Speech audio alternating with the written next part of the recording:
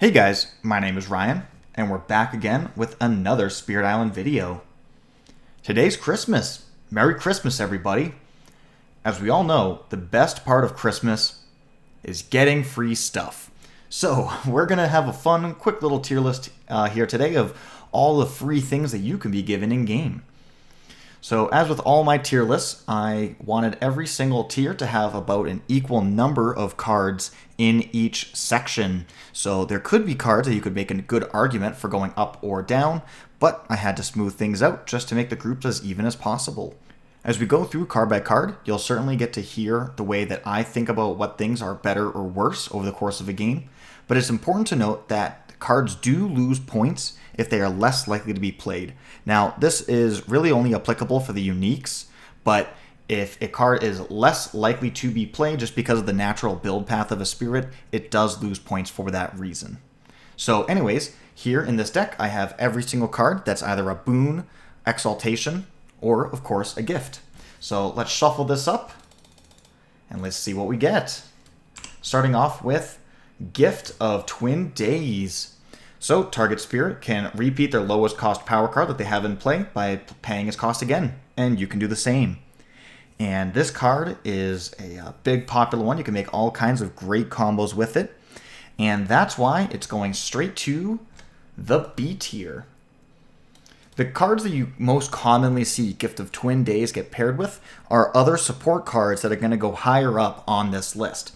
So it's not that Gift of Twin Days is good, it's just that the other card is so good that playing it twice is better than, the person who played Gift of Twin Days basically skipping a whole card play.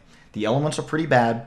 The effects does literally nothing. It's just that you get to make someone else who has a much better card play that other card twice. But Gift of Twin Days by itself really doesn't do anything at all.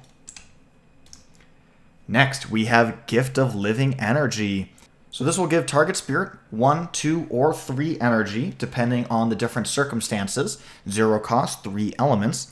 And it is going straight into the C tier.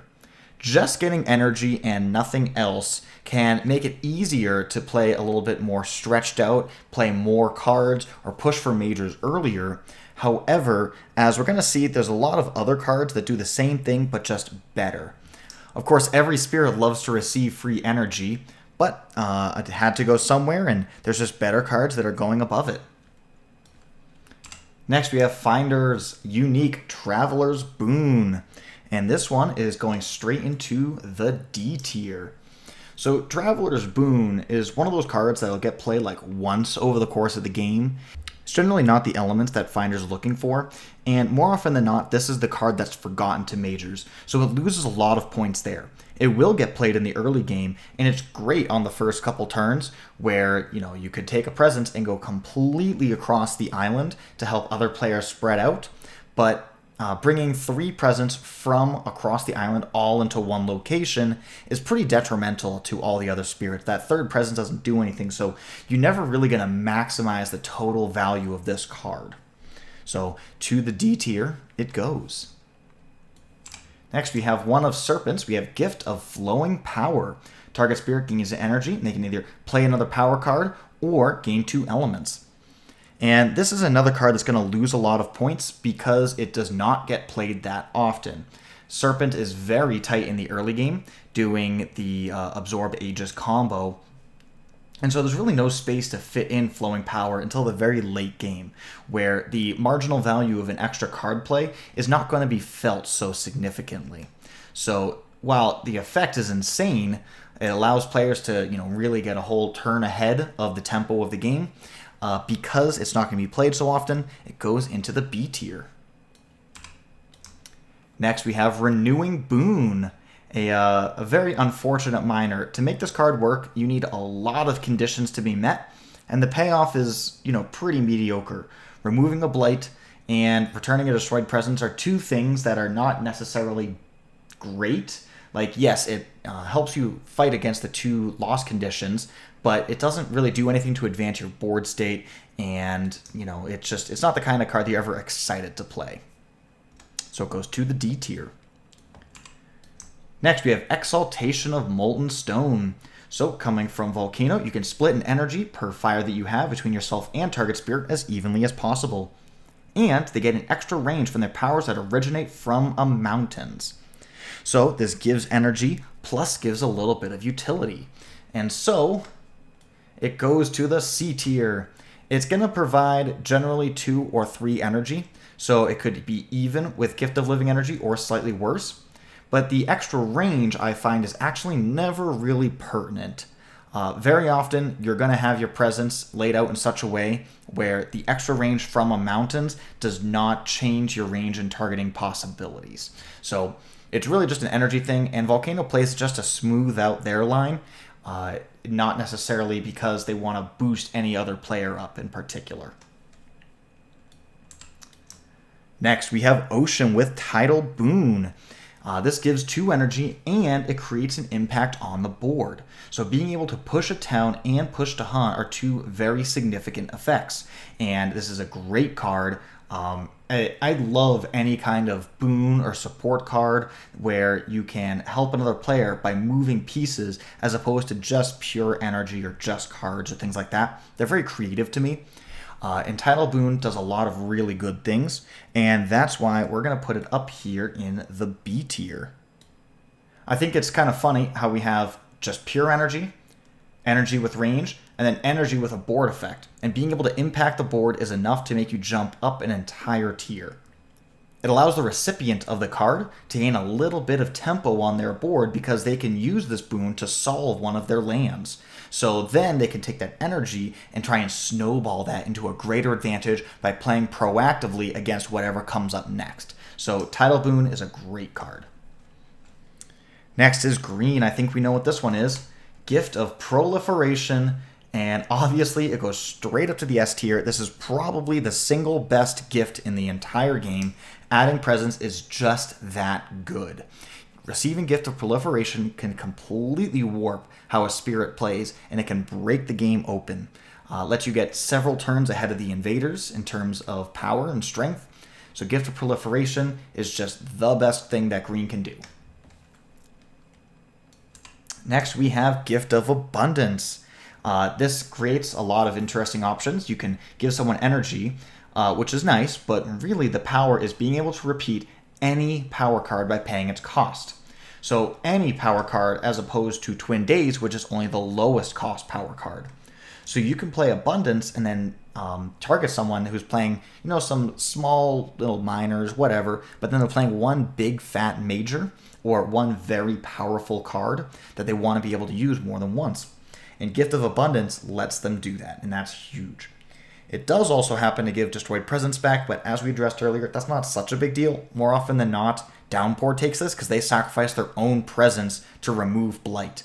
So they just kind of do their own little thing, but as the recipient, being able to replay any power card by paying its cost is just a brilliant effect.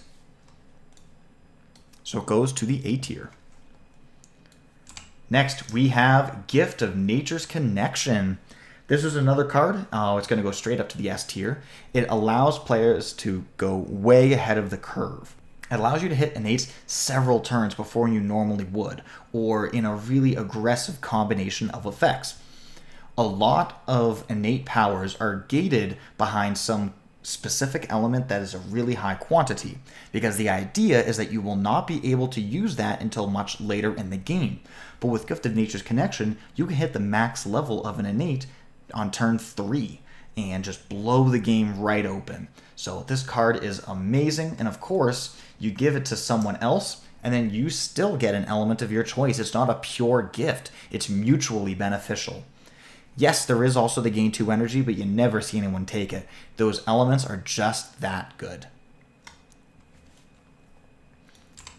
Okay, next we have Boon of Ancient Memories coming from Shifting Memory of Ages.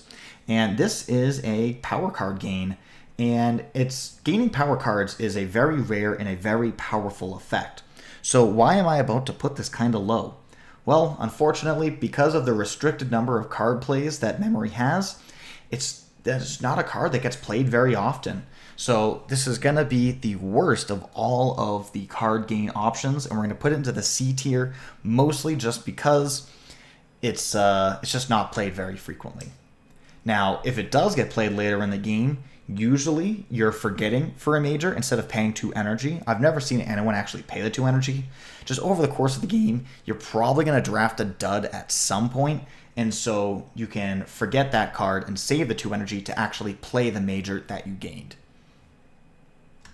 Next, we have Gift of Power. Hey! Instead of paying 1 to gain a minor, how about you pay 0 to gain a minor with all the same elements? Gift of Power is cheap, easy. Everyone loves getting a free minor power card, and so it doesn't cost anything, and you can easily reclaim loop it. So it's going up to the A tier. Remember, this lost a lot of points just because of the specific spirit that it's tied to. Since anyone can gain Gift of Power, you're going to see it used a lot more. Next, we have Lightning Swift Strike and their Lightning's Boon going straight up to the S tier. Similar to these other effects, it allows you to basically get ahead of the tempo of the invaders. Because when you have a slow power, you're playing behind where the invaders are, and that means that you have to let them build up first, and then you kind of have to always be catching up. But with Lightning's Boon, you can take that catching up and then swing it into proactive play. You could just like create a pocket or create all kinds of other benefits that come from using a really powerful effect fast instead of slow. Take note, this can be used on anything. So that's innate powers, that is major powers, anything you want, Lightning's Boon can do it. It's a beautiful card, and Lightning plays this all the time. The fact that Lightning has a reclaim loop as their primary build means that you will see a lot of Lightning's Boon, and you can just bake that straight into your strategy. Now next, we have Gift of Sunlit Air. And this is going to go right here in the C tier alongside these other similar cards. You know, energy and range. Okay, they're kind of kindred spirits here. Gift of Sunlit Air is just more consistent with what it does. Always giving you 1 energy, always giving you +1 range, as opposed to some amount of energy and conditional range. But even with all that, it doesn't change too much. This is definitely a card you're going to see a lot of, though.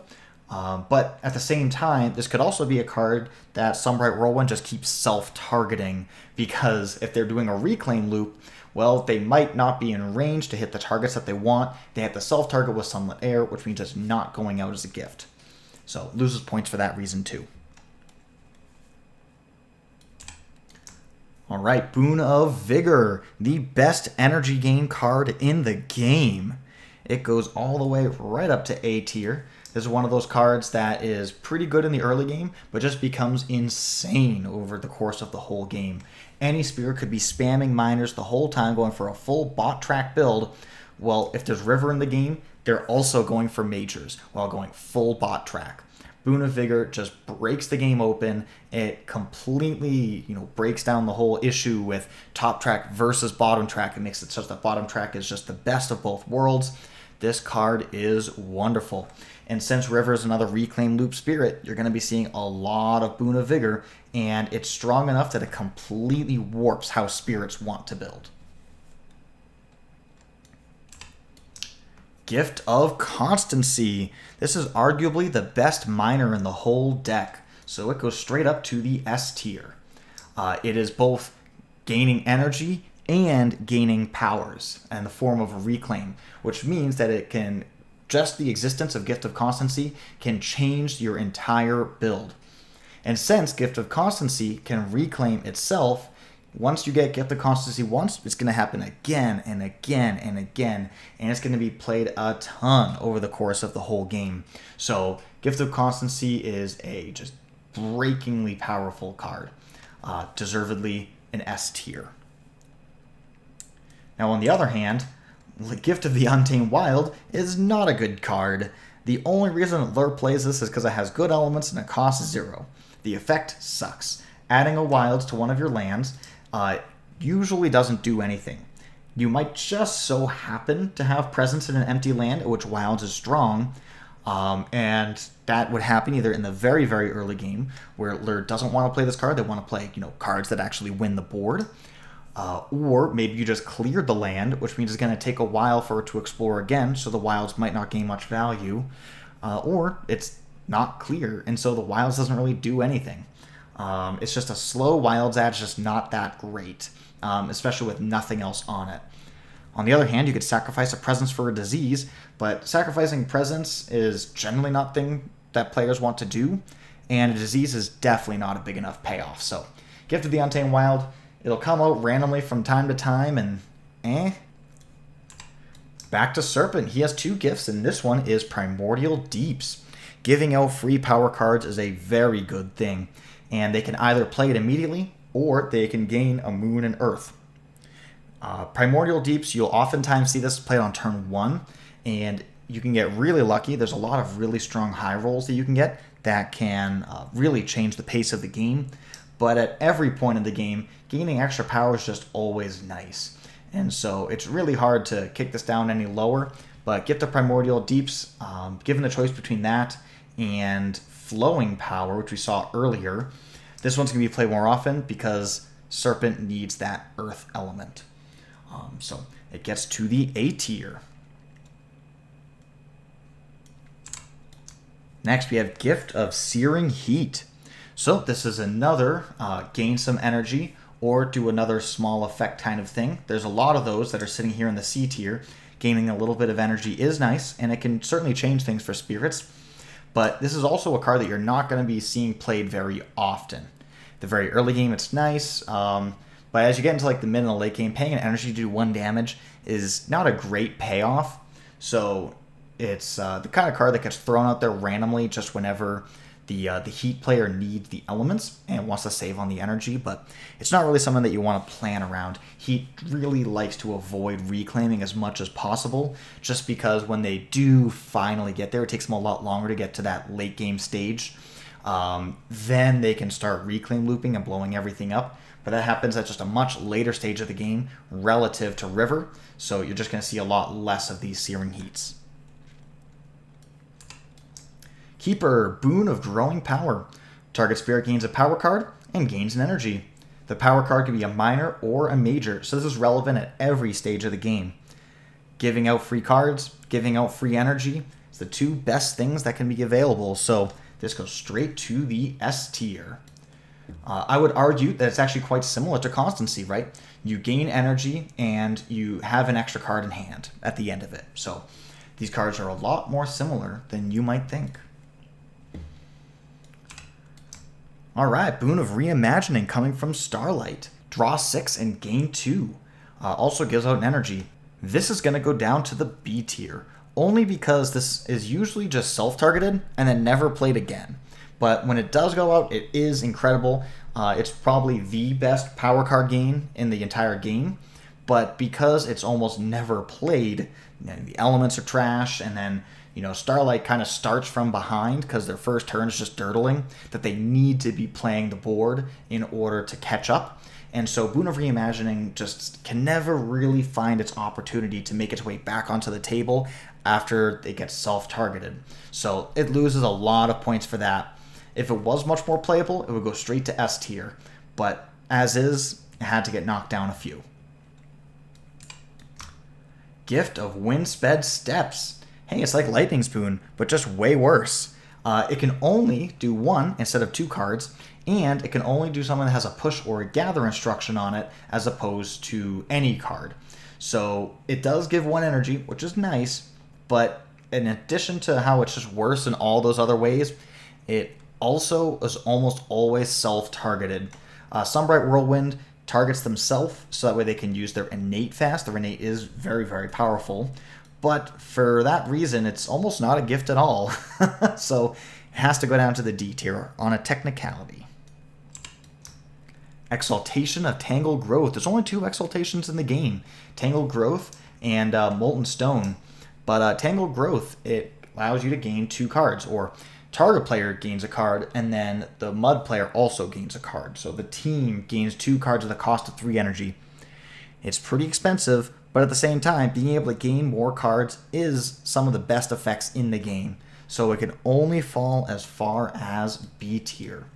This is definitely a card that you will see in like the mid game, and then the mud player really hopes to not play it again, because pay 2 energy to gain a card is fairly expensive for their economy.